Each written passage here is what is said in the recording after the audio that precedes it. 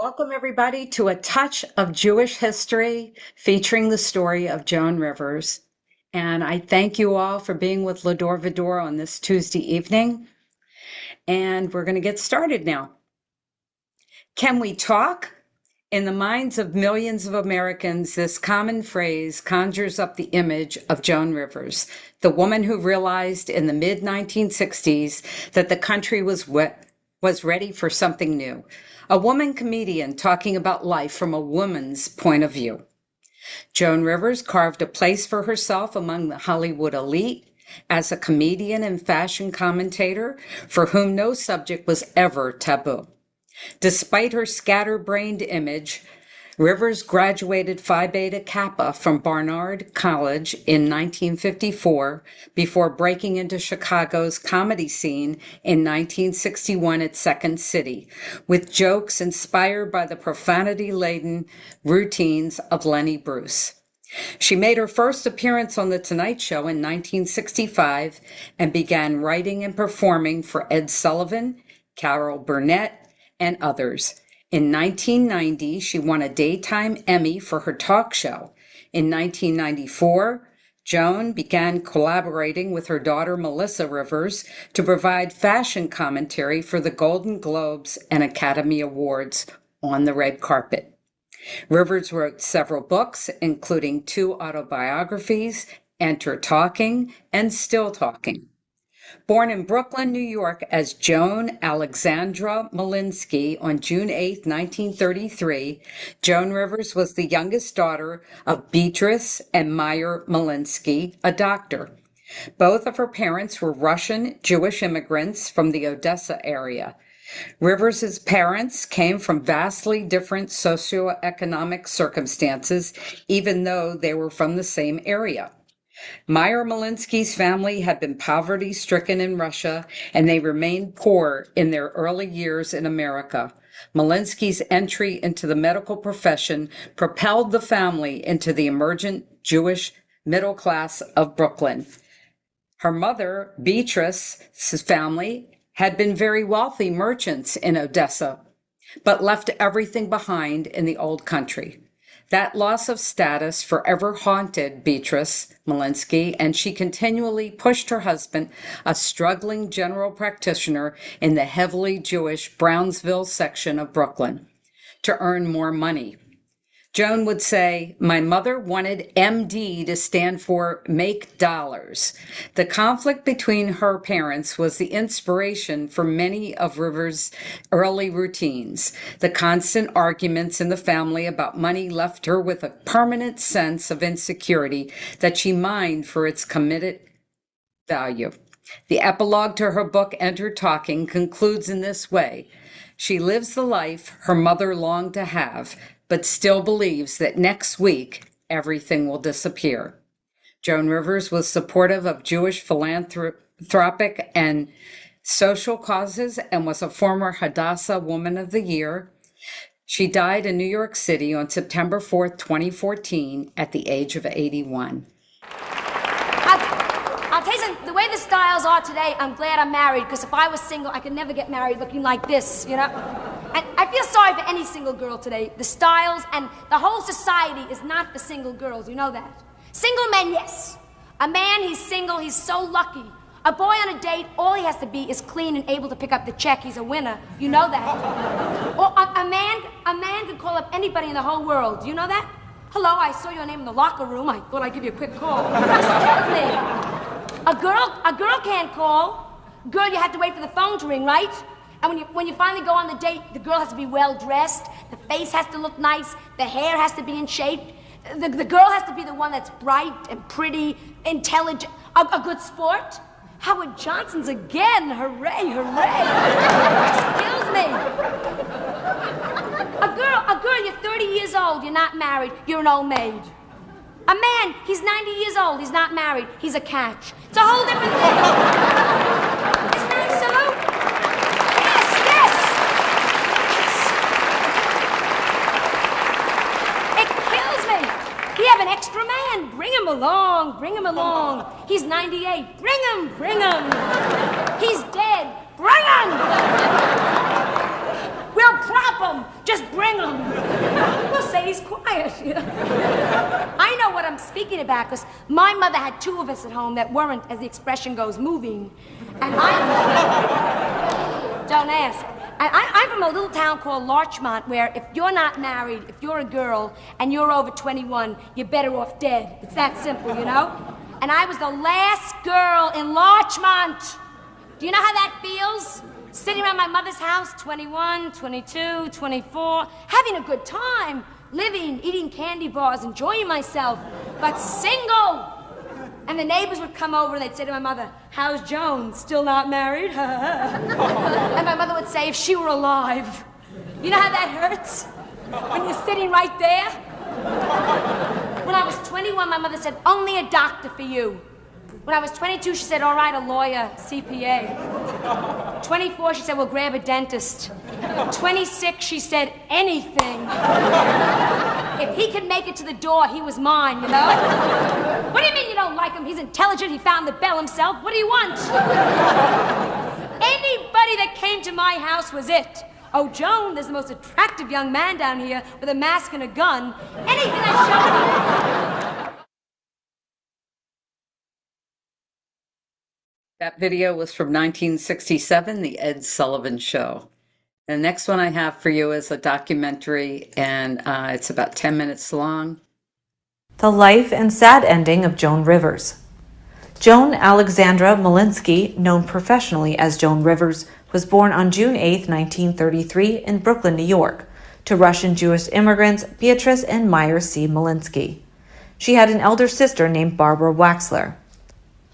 Rivers spent her early life in Prospect Heights and Crown Heights in Brooklyn, where she attended the progressive and now defunct Brooklyn Ethical Culture School and Adelphi Academy of Brooklyn, a college preparatory day school where she was co-chairman of her school due to her past experiences in theatrical activities. Within 2 years, she performed in the school cavalcades, and in 1949, age 16, she was the vice president of the Dramatic Club. She graduated from the Adelphi Academy of Brooklyn in 1951 at 18. In her adolescence, Rivers relocated with her family to Larchmont, north of New York City. Rivers was overweight throughout her childhood and adolescence, and that it had a profound impact on her body image, which she would struggle with throughout her life. She attended Connecticut College for 2 years before transferring to Barnard College, where she graduated in 1954 with a BA in English Literature and Anthropology. Before entering show business, Rivers worked at various jobs, such as a tour guide at Rockefeller Center, a writer, proofreader at an advertising agency, and a fashion consultant at Bond clothing stores. During this period, agent Tony Rivers advised her to change her name, so she chose Joan Rivers as her stage name. During the late 1950s, Rivers appeared in a short off-Broadway run play, Driftwood, co-starring Barbra Streisand. It ran for 6 weeks on playwright Maurice Tay Dunn's apartment on 49th Street in New York City, according to an interview in Adweek. Rivers performed in numerous comedy clubs in the Greenwich Village area of New York City in the early 1960s, including The Bitter End, the Gaslight Cafe, and the Duplex. Rivers became friends with her fellow Greenwich Village comedians Woody Allen and George Carlin, and often ate with them. She also describes working in the Village alongside noted musicians as Bob Dylan, Barbra Streisand, Carly Simon, and Simon and Garfunkel. Between 1963 and 1964, Rivers, along with Jim Connell and Jake Holmes, was in the cabaret act Jim, Jake, and Joan. A 1964 appearance at the Bitter End resulted in their appearance in the motion picture Once Upon a Coffee House, which was also Rivers' first big screen credit. She also made an appearance as a guest on the television program The Tonight Show, originating from New York, hosted at the time by Jack Paar. By 1965, Rivers had a stint on Candid Camera as a gag writer and participant. She was the bait to lure people into ridiculous situations for the show. After 7 auditions during a period of 3 years, she made her first appearance on The Tonight Show with new host Johnny Carson on February 17, 1965. Rivers credited this episode to be her breakthrough, as Carson said to her on air, You're Gonna Be a Star. Following this appearance, she became a frequent guest on the program and a close friend of Carson. As her profile rose significantly in the subsequent years, she started to make guest appearances in numerous popular shows, including The Ed Sullivan Show, The Mike Douglas Show, The Dick Cavett Show, and Girl Talk with Virginia Graham. She had a brief role in the cult drama film The Swimmer, 1968, with Burt Lancaster, and at the time, she also had a short-lived syndicated daytime talk show, That Show with Joan Rivers, which premiered on September 16, 1968. Each episode had a theme, and Rivers did an opening monologue based on the day's topic, followed by celebrity interviews. The show also featured an expert on the subject and a celebrity guest. Johnny Carson was her first guest. In the middle of the 1960s, she released at least 2 comedy albums, the Next to Last Joan Rivers album and Rivers Presents Mrs. Phyllis and Other Funny Stories. By the 1970s, Rivers continued to be a prominent fixture on television. Along with her other guest spots on the late-night circuit, she also made appearances on The Carol Burnett Show, had a semi-regular stint on Hollywood Squares, and guest starred in Here's Lucy. Rivers made her Broadway debut in the play Fun City, which opened on January 2, 1972, and co-starred Gabriel Dell, Rose Marie, and Paul Ford. In 1973, Rivers co-wrote the made-for-television movie The Girl Most Likely To, a black comedy starring Stockard Channing as an ugly girl who becomes beautiful after undergoing plastic surgery and takes revenge on people who previously mistreated her. The film, based on Rivers' story, became a ratings success and has been considered a cult classic. During the early and mid-1980s, Rivers found further success on stand-up and television, though the decade subsequently proved to be controversial for her. The year 1983, in particular, was very successful. She performed at Carnegie Hall in February, did the March stand-up special, An Audience with Joan Rivers, hosted the April 9th episode of Saturday Night Live, and released the best-selling comedy album What Becomes a Semi-Legend Most, which reached number 22 on the U.S. Billboard 200 and was nominated for a Grammy Award for Best Comedy Album. During the 1980s and 1990s, Rivers served on the advisory board of the National Student Film Institute. In 1986, the Fox television network was giving her a late-night talk show, The Late Show starring Joan Rivers, making Rivers the first woman to have her own late-night talk show on a major network. During the airing of her late-night show, she made the voiceover role of Dot Matrix in the science fiction comedy Spaceballs, 1987, a parody mainly on Star Wars. The film, directed and co-starring Mel Brooks, was a critical and commercial success, later becoming a cult classic. On September 5, 1989, The Joan Rivers Show, her daytime television program, premiered in broadcast syndication. The show, which ran for 5 seasons, was a success and earned Rivers the Daytime Emmy in 1990 for Outstanding Talk Show Host. In addition to winning the Emmy for The Joan Rivers Show, Rivers starred in the made-for-television comedy How to Murder a Millionaire, which premiered in May 1990 on CBS. Also in 1990, she started to design jewelry, clothing, and beauty products for the shopping channel QVC. The sales of Rivers Productions exceeded $1 billion by 2014, making her one of the network's top sellers. Until 1993, she received 5 additional Emmy nominations for her daytime talk show, The Joan Rivers Show, 2 for Outstanding Writing, Special Class, and 3 for Outstanding Talk Show Host. Beginning in 1997, Rivers hosted her own radio show on WOR in New York City and wrote 3 self-help books. Rivers was a guest speaker at the opening of the American Operating Room Nurses San Francisco Conference in 2000, and by the first part of the decade, she continued to host the awards red carpet for the E! Channel. Between 2002 and 2004, she embarked on a tour with her one-person comedy show, Joan Rivers, Broken Alone. Beginning on September 10, 2010, Rivers co-hosted the E! Show Fashion Police, along with Juliana Rancic, Kelly Osbourne, and George Katsoupalis, commenting on celebrity fashion. On March 5, 2013, she launched the online talk show In Bed with Joan on YouTube. With her personal life, Rivers' first marriage in 1955 to James Sanger, the son of a Bond clothing store's merchandise manager. The marriage lasted 6 months and was annulled on the basis that Sanger did not want children and had not informed Rivers before the wedding. Rivers married Edgar Rosenberg on July 15, 1965. Their only child, Melissa Rivers, was born on January 20, 1968. Rivers was married to Rosenberg until his suicide in 1987, 4 days after she asked him for a separation. Rivers was open about her multiple cosmetic surgeries and had been a patient of plastic surgeon Steve Hofflin since 1983. She had her nose thinned while still at college. Her next procedure, an eye lift, was performed in 1965 as an attempt to further her career.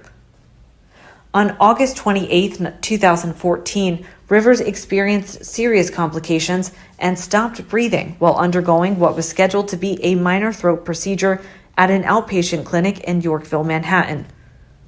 Resuscitated an hour later, Rivers was transferred to Mount Sinai Hospital in New York and later put on life support. Sadly, she died on September 4th at Mount Sinai at the age of 81. She died from brain damage which was caused by a lack of oxygen. On September 7th, Rivers' body was cremated at Garden State Crematory in North Bergen, New Jersey. This is 1979 and is Johnny Carson. My next guest, you all know, Joan Rivers. She's appearing at the Plaza 4 here in Century City. She'll be there for the rest of the week. And then she goes to Las Vegas at the end of the month where you can see her at the Sands. Would you welcome Miss Joan Rivers?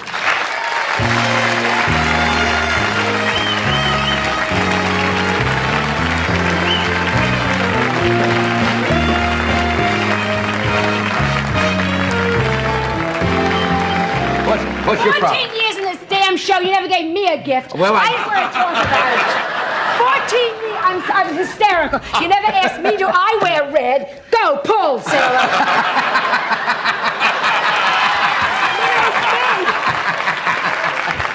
I'm telling you. You don't get the best spot on the show, do you? Oh, I'm so... They put me in the dressing room with her. I mean, you're here to torture me. Last time, Anne Margaret, they made me share it with... That's right. You were here with Anne and Margaret. And this time with Sophia. And she kept turning around. I kept saying they're going to charge me for the windows, for God's sake. It's just... Well, I guess next time you're here, I better book Bella Ebbs or something. She's not that good looking without makeup. The face is attached to the dress. Oh, she's gorgeous. It got me crazy. Johnny. Yes, because I figured out she must easily be 38, 39 years older than me. And yet, you know, in so many ways, isn't she gorgeous? Yes, she's quite a gal. Oh, yes. I've never met her before. She has a nice sense of humor. Yeah, yes. And especially she's thinking in 2 languages. Yeah, that's right. You know what I'm saying? Which is Her normal unusual. language is Italian, and she speaks English very, very well. And the staff was crazy. You know that. I mean, backstage, again, because I'm used to, you know, they really treat me like scum. I'm not going to say anything. I'm like, oh, please. I asked for a glass of water. They go, here. And I've never... Sophie, it's the wine, huh? They had 4 pages without shoes stepping on grapes for her. I mean, it's just... Well, see, you're here all the time. It's Sure. not that they don't love you. Yeah. It's that she doesn't appear here very often. It's the body. It goes back to what I said. Oh, it's true. It's true. You put too much... Oh, look, the woman walked in. Everyone is totally in shock. I walk around. No, you know, and she was laughing because I had to get dressed in front of her. And I was... Oh, I mean, she asked to take a picture.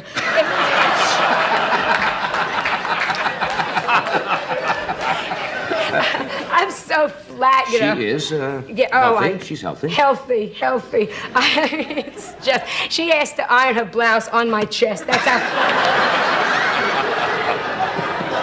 She kept saying... She thought I was a guy at first. Oh, come on.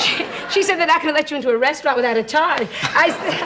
I'm a girl. I'm a girl. But it's hard when you're thrown into the face of beauty. Yeah, that's bad. Huh? You know what I'm saying? Yeah. Next time, give me a dog. You know what I mean? A nice dog act or something? A dog act, a monkey, something like that. And wherever I go, I don't know if it's me... that I'm getting older, or I'm more aware of it, or I just can't. I flew in from New York. I've been in New York, and the stewardesses look good. Did they start on you again? Oh, the lowest. You've never particularly been fond of stewardesses. I try, John. It's not me. Yeah. Ne pas moi. No pas moi. No. I said to a stewardess, "Where's my seat?" This is the opener. 3 inches below where it was last year. I mean, if you set them up with lines like that, if you're going to give straight lines to stewardesses. I haven't even sat there, because once I said some of them were a little trampy, and I take it back. They're not. It's you know what it is? They don't wear underwear. That's the whole trick. I didn't know that. Oh, grow up. Really? Grow up. No underwear? I didn't know. You sit by the window, you see the earth. You sit by the aisle, you see the moon. There is no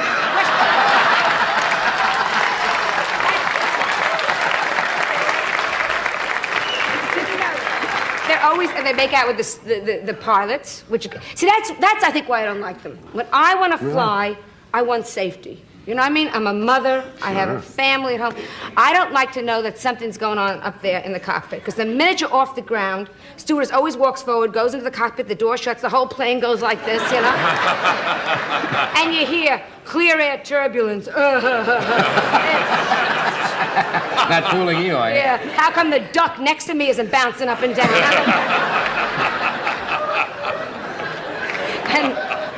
And it kills me.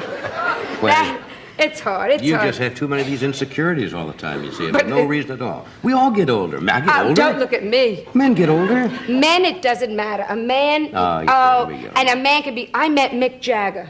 Yeah? I mean, some men have great sex appeal, even though, you know what I'm talking about. Right. He has lips. Did you ever meet him? He has big lips. He could suck an orange across the room.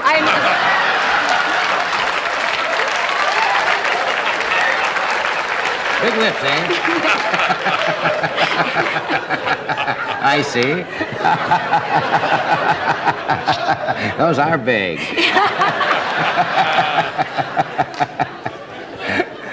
So you just think men get more charm? They call it, character lines. Yes. And women, they say you're an old bag. You're if you get a few lines. No, not you personally. You know what I mean? I mean, women generically say that. Yes, it's true, and it changed. I can't. I'm so depressed. Yes. Well, can you calm down a second? I'll do a commercial. Sure. Pull yourself together. And Beverly Hills, by the way, is not the place to live when you're getting older. Oh. Because they're all 11 with old husbands. They get a pacemaker. They go, boo, he's dead. And she puts on a black tennis dress. Sorry, you know. Oh, okay. We'll be right back for this clinic in just a moment. And the next one I have for you is from a British talk show called Des O'Connor, and it's 1983. I would have had a lot of children if I could have had them all at once. If I could have had a litter. That's it. Oh, wouldn't that be great? Get it all over with, put down newspapers, go in the closet and go.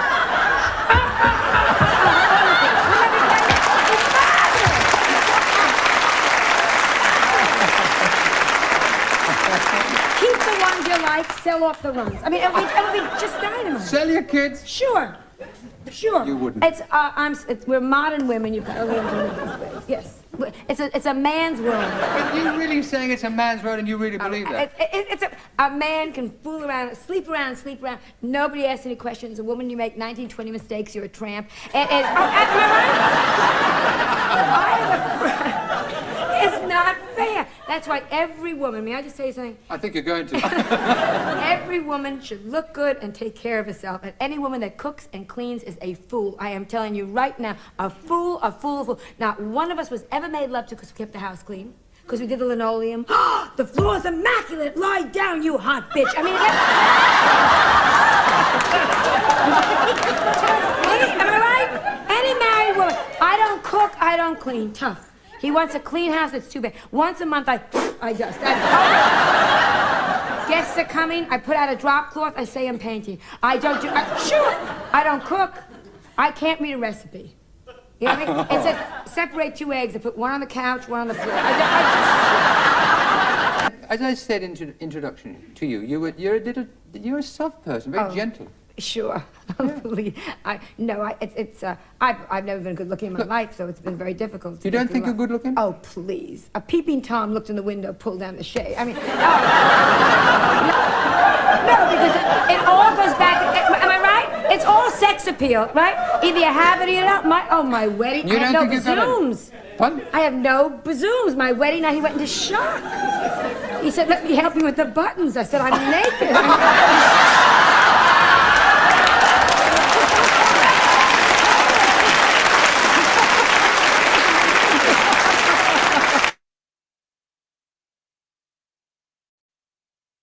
The next one is another documentary. This one is longer, and it is the real story.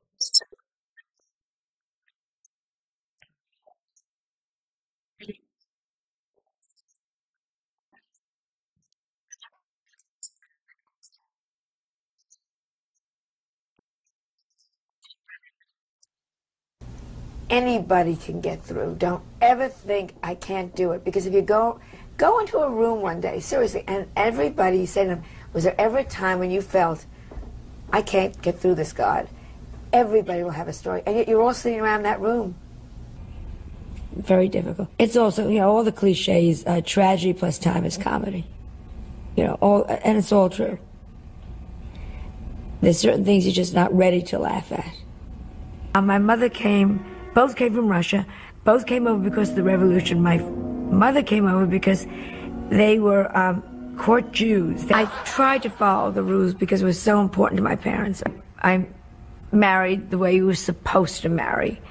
And then when that didn't work out, I thought, that's it. When I said, I want to go into show business, they didn't talk to me for 2 years, close to 2 years. Really? Yes, really. So these 2 years, I suppose there'll be some kind of allowance coming in from your parents. Nothing. Really? There was no money. There was no... once my father tried to have me committed. That was the only thing that went on during those 2 years. Committed in what sense? Really to a... Really, I don't know if he really would have done it. But they were so angry with me. And so she was doing something incredibly trailblazing. It is extraordinary to think back that when she said she wanted to become a comedian, her father, and I don't think this is a joke, I think this was true, had threatened to put her in an institution. The idea of women, people say she was a terrible role model for women, but it's very easy to judge somebody by the standards of now rather than their own standards. And it's really easy to judge somebody who was sufficiently ahead of their time that when they started their profession, people threatened to do what they have always threatened to do with women who speak out, which is lock them up and call them mad. When did you start using laughter, and for what? I've always used laughter. At the worst moments, it's like somebody is floating above my head doing a joke. I still always see the humor, truly.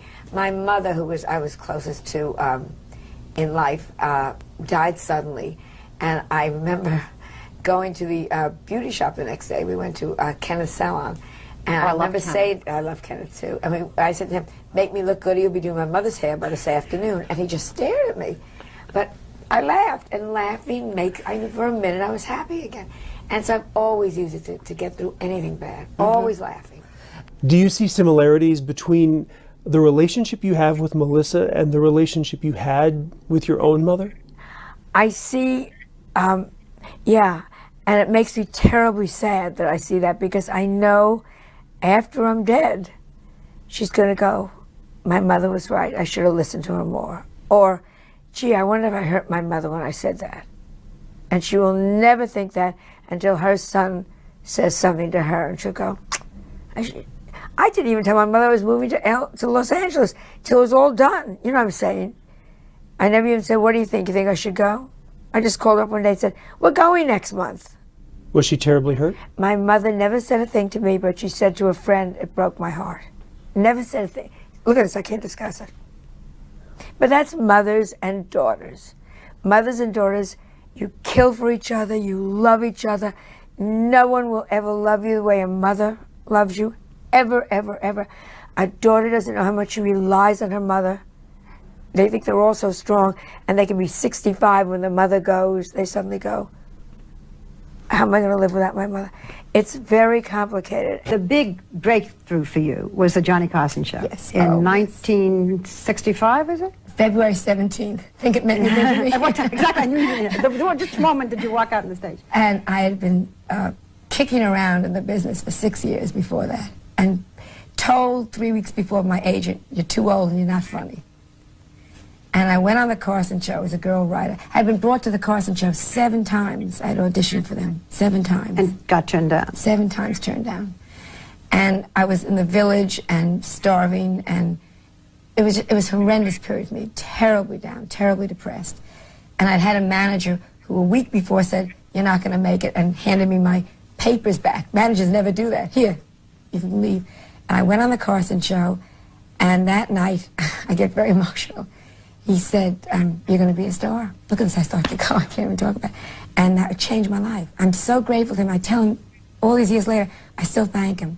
He changed my whole life. He turned around and said, "You're all wrong. She is funny." What did you do that night? I couldn't believe it. See, I'm crying now. I couldn't believe it. He said, "You're going to be a star." And I looked next to me. Who was he talking to? And I went home, and I watched it with my parents. And the next day I went to work. I was working for Alan Funt on Candid Camera. So I just figured nothing happened.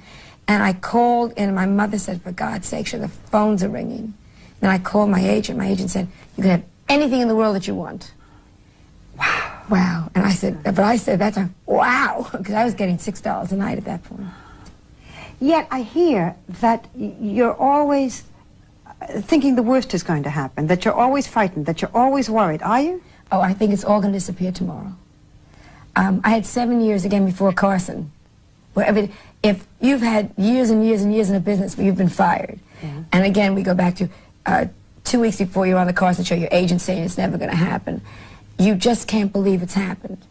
To this day, somebody will send a limo for me. I'm still thrilled. I go, they sent a limo for me. I'm thrilled about everything because I think it's not going to last. It's not going to last. I enjoy everything in the business because I figure it won't be here tomorrow. Don't you think men really like intelligence more when it comes right down to it? Please, are we going to go back to that? Are you kidding? Sure. I mean, a brain, a caring person. No man has ever put his hand up a woman's dress looking for a library card. Everyone watched the Carson show. And when Carson said to me, "You're going to be a star," my life changed.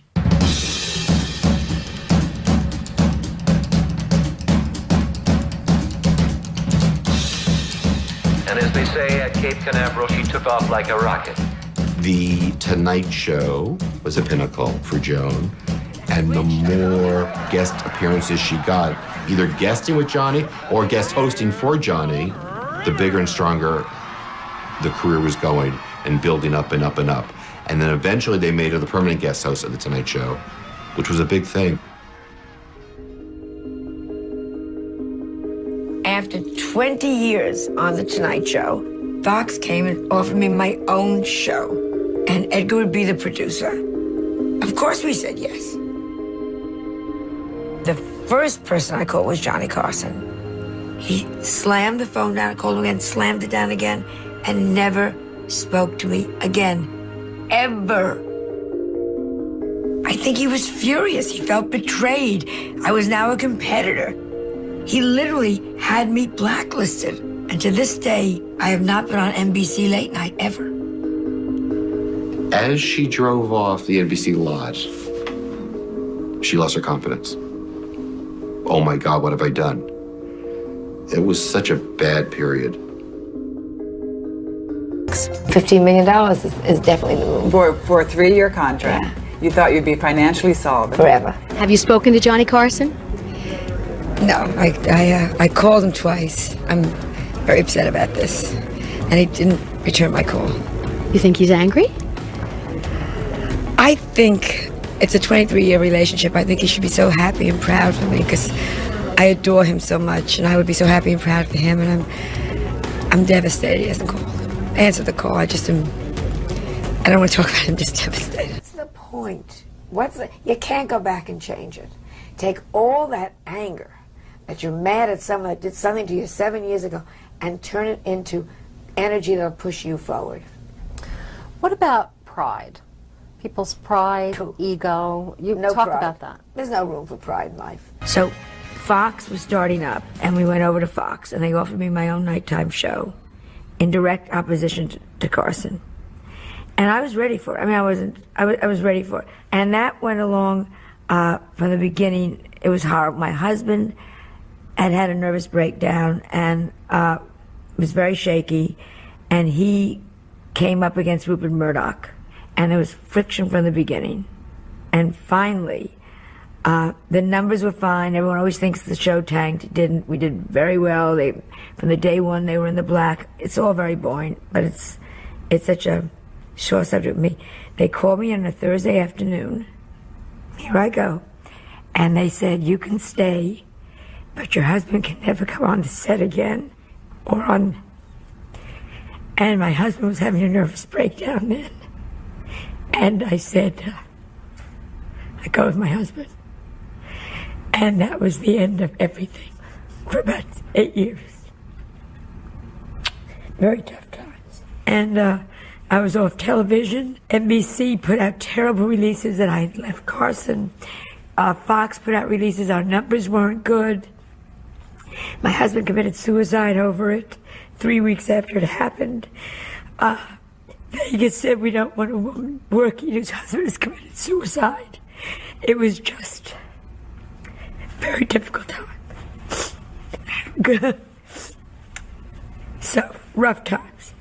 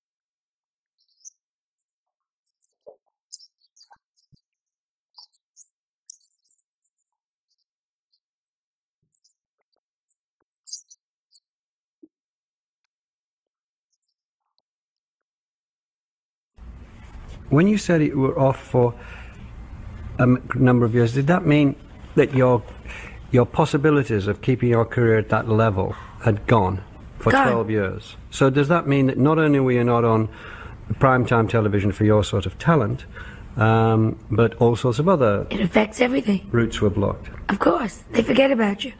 But I wasn't going to go down in the flames. And I think I found every other way in. I found morning television. I did a morning show. I went on daytime shows. I went on any show that wanted me. Everybody knew the story. It was like a little show business inside story. I was just... They tried to destroy me. It sounds so dramatic. I just figured, you're not going to. I just thought if I'm going to be funny enough, you're going to have to let me back. And that's what happened. You have to. When her husband Edgar committed suicide, literally the first joke she told when she went back on stage after that had happened was, I knew I shouldn't have taken the bag off my head when we were having sex. Now, of course you could argue, and I'm sure people have, that she was a sort of sociopathic person who could turn such horrific personal tragedy into that kind of cheap joke. I would argue she was using it as exactly the right kind of catharsis for her.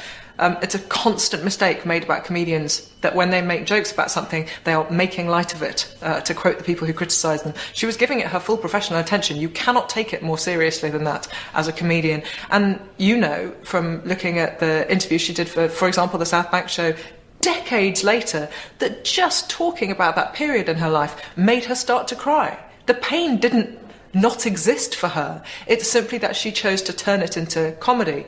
And I think people who aren't comedians or don't understand comedy often find that impossible to kind of believe. And Joan Rivers.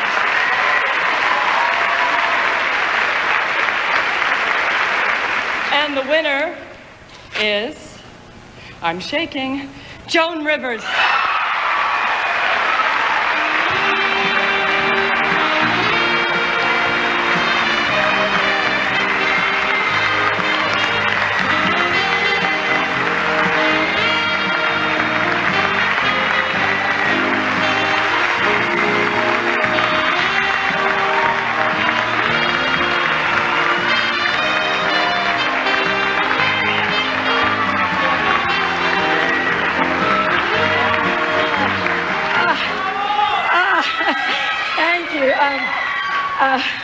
I always had a fantasy, you know, as a child that I'd win one of these, and I never thought I'd be this old when the fantasy came true, but here it is.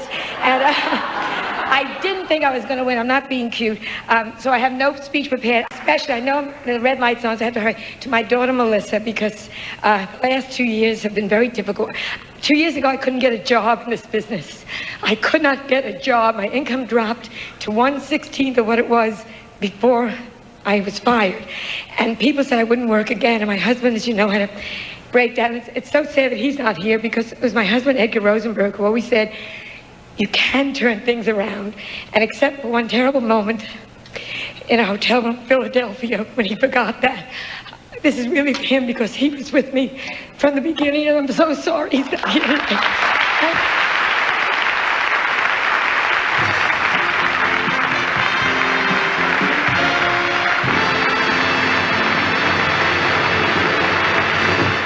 It's laughter, which my dad was a doctor, and he always said laughter really, this is before they've now proven this, laughter actually physically heals you. He used to say your spleen touches your liver, and your liver touches your stomach, and your stomach touches your who knows what, you know. It giggles and jiggles. And everyone gets a massage, and that's good. And I know when you laugh, you're happy even for that second. And so when Melissa was going back to school, it was 3 weeks after my husband's suicide, I did jokes, and I did jokes in front of the kids to let them know that it was okay to laugh with her, to let them know that she was happiest, obviously, when she was laughing. It's just basic, stupid stuff. I had to take care of yourself first. Get yourself out of your own problems.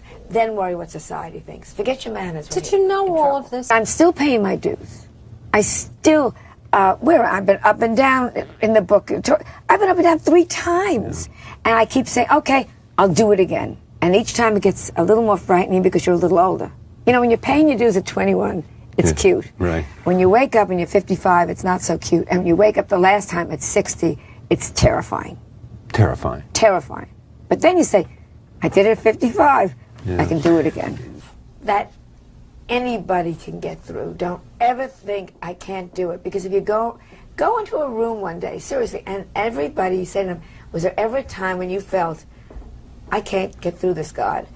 Everybody will have a story. And yet you're all sitting around that room. Right. Also know the good things in life.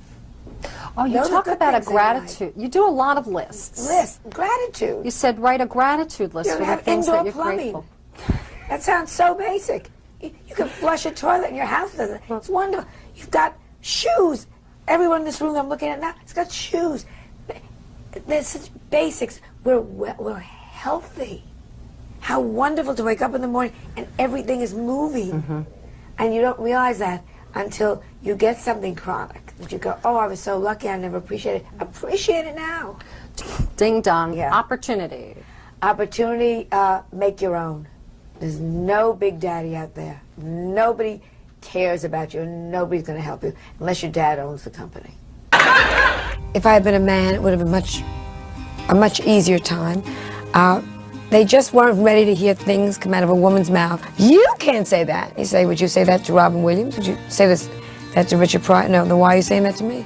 But perhaps I wanted 7 years of struggle. I wouldn't have wanted 7 years of ketchup soup. I wouldn't have wanted 7 years of sneaking out of windows when you bombed or not being paid and waiting for checks that never came. But I'm glad I paid my dues. A girl, you're 30 years old, you're not married, you're an old maid. A man, he's 90 years old, he's not married, he's a catch. It's a whole different thing. And through her own will and determination, she became the most celebrated female comic of her time.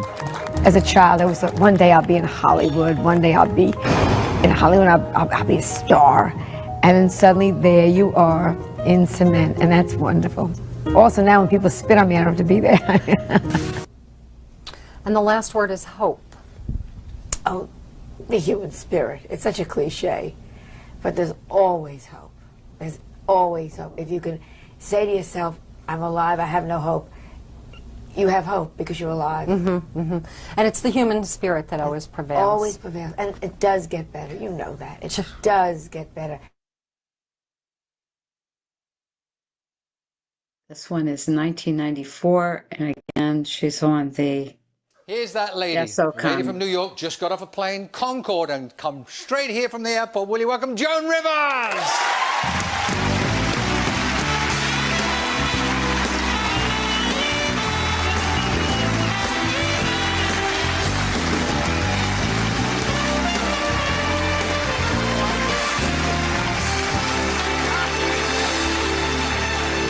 I want to see those boots again. Put it. Great. They're wild, aren't they? They're wild. Look at the heels. You just put them on and you get vertigo. I can't tell you. That's like, Cher let me these. You probably noticed them on her, yeah. Because her feet are always up in the air, so you would Now you have literally got off Concorde, grabbed a car, come here. Let me take these off because they're rattling. We can always rely on you. I mean, when I was in New York, you marked my card, told me what was going on in the town. We can always rely on you to find out what the new craze is in America. What's going on? Cloning. What? Cloning? Cloning, where they can make other people. Cloning. This is not happening, though. Well, let's hope it's not happening, for God's sake. They tried it with Gillian Anderson. They took Gillian Anderson and Attila the Hun, and they combined them, and they got Gillian Anderson. And it's just very, but it's wrong, don't you think? Of course. You know, it's like people should have babies the old-fashioned way. Michael Jackson should give a woman some money, and you have a baby, and that would be. That's what it's the old-fashioned way. President Clinton came out against it. He said it's immoral. Yeah. And he should know about immorality. Are all the jokes flying around? Was that something? Was that? I mean, it's older men with young girls are not right. Pardon? I think.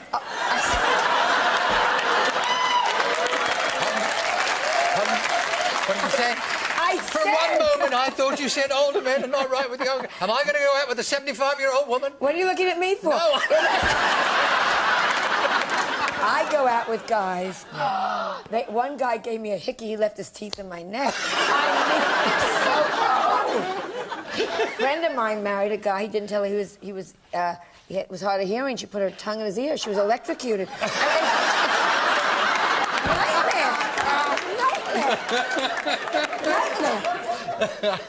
It's hard. It's hard getting older. Is this right? Because the news filters through that you had a run-in with the fur people who were anti-fur brigade. Oh, yes.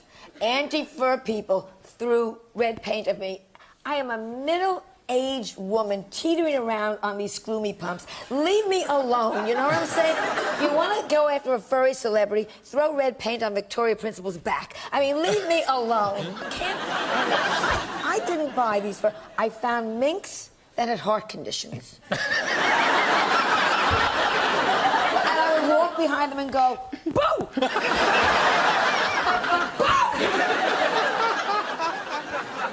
They died natural deaths. Yes, of course. Natural death. I don't think they were minks. No. Every time I put them on, I want to run around inside a wheel. I think that, God knows what they are. So they weren't minks? I think they were, God knows. Who knows? Gerbils. Gerbils, or sometimes I put on the coat and I'd reach for nuts. Don't go there. I'm not going there. I won't say a word. No, we're back to President Clinton. Tell me, politicians have been known to screw the country before, but never one at a time, have they? And this is the man we have to look up to in many ways. And are the Americans looking up to him? All the young girls do.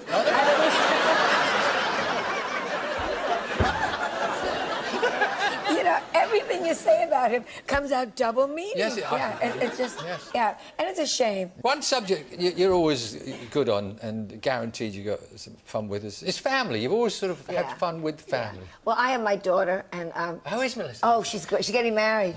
Yeah, is she? Yeah. Are you looking forward to being grandma then? Oh, please God. Yeah? Yeah, I can't wait. Cannot wait. It'll be great. And she was my last egg, and I'm so lucky that she turned out well. She could have been the doctor said one shot, last egg, out she came. And I was worried because I carried low, Did you? The whole 9 months her feet were sticking out. And it was just... It was great. Was it an easy birth? Halfway there for the sound of it. Well, going up and down stairs, I didn't have to do any work.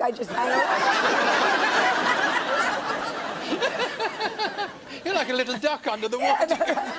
Take over, kid. But I was not wanted in my family, and I think that's why I'm so family oriented. Now, my mother and father, they used to say to me, "Why can't you be like your cousin Sheila?" Sheila had died at birth. They just. My bath toys were a radio and a toaster. Do you understand? It was just awful. What about men? I hesitate to talk to you about. Have you given up? Have you closed the door? Well, I was married, and it was a good marriage, but I think my husband cheated, Cheated? I think so. Well, first of all, I wasn't good at sex. No. I didn't know you were both supposed to move. I thought you took turns.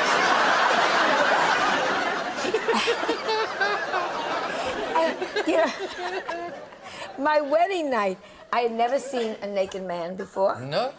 I swear to you. Oh, take your whip. Came out of the bathroom. I hung my blouse on him.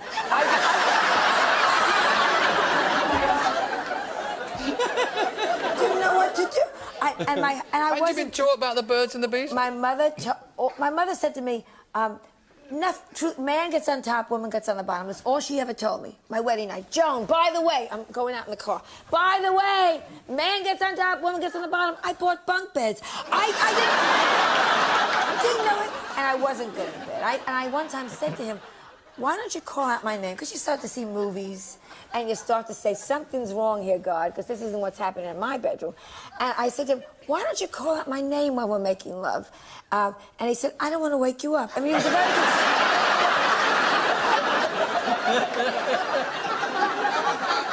So that cheered me up.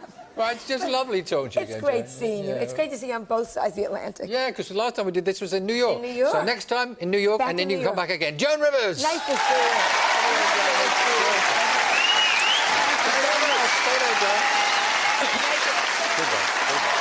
The next one I have for you is 2014, right after she passes, but they have a...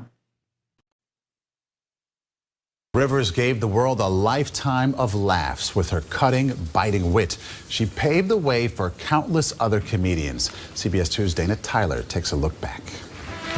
She was a petite pioneer comedian, never short of one-liners. Joan Rivers was first a writer on The Ed Sullivan Show, doing the sketches featuring the popular puppet Topo Gigio. And then she was a guest who became a comedy regular in the late 1960s. A girl, you're 30 years old, you're not married, you're an old maid. A man, he's 90 years old, he's not married, he's a catch. Her favorite zingers were about marriage, her hometown New York City, and weak women. Rivers was a star, a return guest for Johnny Carson on America's favorite late-night variety show. Is this the same dress that you wore, was it 65? February 17th, 1965. I'm wearing the same underwear, which everyone backstage remembers.